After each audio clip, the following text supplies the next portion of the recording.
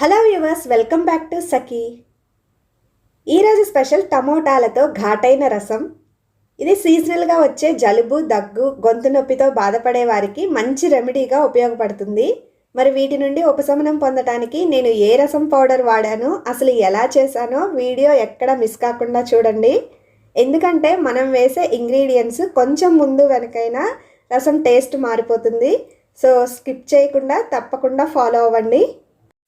ముందుగా stove on చేసి లోతుగా ఉన్న ఒక గిన్నె తీసుకొని అందులో 1/2 ఇంచు దాల్చిన చెక్క, 3 లవంగాలు, 1 యాలుక వేసి లైట్గా వేడయ్యాక 1 టేబుల్ స్పూన్ ధనియాలు, 1 టేబుల్ స్పూన్ మిరియాలు, 1 టేబుల్ స్పూన్ జీలకర్ర, 2 టేబుల్ స్పూన్ల కందిపప్పు వేసి లైట్గా ఒకసారి ఫ్రై చేసుకోవాలి.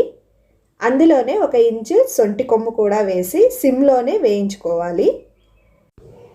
ఇప్పుడు ఆ దినుసులు తీసేసి అదే గిన్నెలో లీటర్ వరకు నీళ్లు పోసుకొని 3 టొమాటోలు, నిమ్మకాయ సైజ్ అంతా చింతపండు, 2 టేబుల్ స్పూన్ల పసుపు, 1 టేబుల్ స్పూన్ రాళ్ళుప్పు వేసి మూత పెట్టి మీడియంలో కానీ సిమ్లో కానీ ఉడికించుకోవాలి.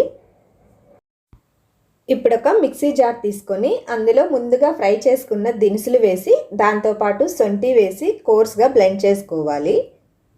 ఇప్పుడు ఒక 15 వెల్లుల్లి రెబ్బలు కూడా వేసి మరలా ఒకసారి బ్లెండ్ చేసుకోవాలి. ఇక్కడ చూపిస్తున్నాను చూడండి, రసం పౌడర్ ఈ విధంగా ఉండాలి.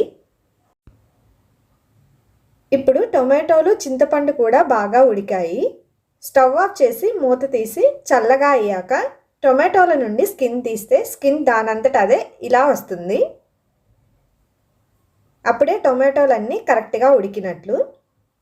ఇప్పుడు రసం కోసం ఈ టొమాటోలు, చింతపండుని బాగా ఈ విధంగా పిండుకొని పిప్పిని తీసివేయాలి. ఇప్పుడు తాలింపు కోసం స్టవ్ ఆన్ చేసి కడాయి పెట్టుకొని 1 టేబుల్ స్పూన్ నెయ్యి, 1 టేబుల్ స్పూన్ నూనె వేసి వేడైన తర్వాత 1 టేబుల్ స్పూన్ తాలింపు గింజలు వేసి వేయించి 2 ఎండుమిరపకాయలు, 2 తలకొట్టిన వెల్లుల్లి రెబ్బలు, కొద్దిగా కరివేపాకు వేసి కలిపి కొంచెం ఇంగువ వేసి అలా ఒకసారి కలుపుకొని ఇందులో ముందుగా పౌడర్ చేసుకున్న రసం పౌడర్ని 3 టేబుల్ స్పూన్ల వరకు వేసుకొని కలుపుకోవాలి. ఇందులో ముందుగా ఉడకబెట్టి పిండుకున్న రసాన్ని నెమ్మదిగా పోసుకుంటూ కలుపుకోవాలి. ఇప్పుడు 1 టీ గ్లాస్ వరకు నీళ్లు కూడా పోసుకొని మూత పెట్టి 5 నిమిషాలు మరిగించుకోవాలి.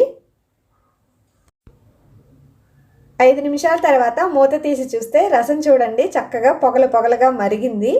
ఇప్పుడు ఇందులో మిగిలిన రసం పౌడర్ని కూడా వేసుకొని మరలా మరొక 2 నిమిషాలు మరిగించుకోవాలి.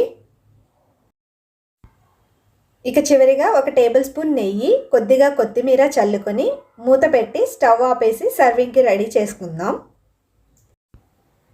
చూడండి, వేడిగా మంచి ఫ్లేవర్స్తో గుమగుమలాడే ఎంతో హెల్తీ బెనిఫిట్స్ ఉన్న రసం రెడీ అయింది. నెయ్యి పడని వాళ్ళు ఉంటే స్కిప్ చేసుకోండి. నాకైతే నెయ్యి ఫ్లేవర్ లేకపోతే రసం ముద్ద దిగదు. రైస్లోకి కానీ ఏదైనా సైడ్ డిషెస్లోకి కానీ వేడిగా అలా వేసుకొని తింటుంటే కోల్డ్, కాఫ్ ఇలాంటివన్నీ ఇలా దిగిపోతుంటాయి. నా వాయిస్ కూడా కోల్డ్తో కొంచెం చేంజ్లో ఉంది, మీరు గమనించే ఉండొచ్చు. నేను కూడా ఈ రెమెడీస్ని పాటించి మీకు చెప్తున్నాను. సో తప్పకుండా ట్రై చేయండి. ట్రై చేసి ఎలా వచ్చిందో ఒక లైక్ అండ్ కామెంట్లో నాకు తెలియచేయండి. అండ్ తప్పకుండా సబ్స్క్రైబ్ చేసుకొని పక్కనే ఉన్న బెల్ ఐకాన్ని ప్రెస్ చేయండి. Take care, bye bye, see in the next video.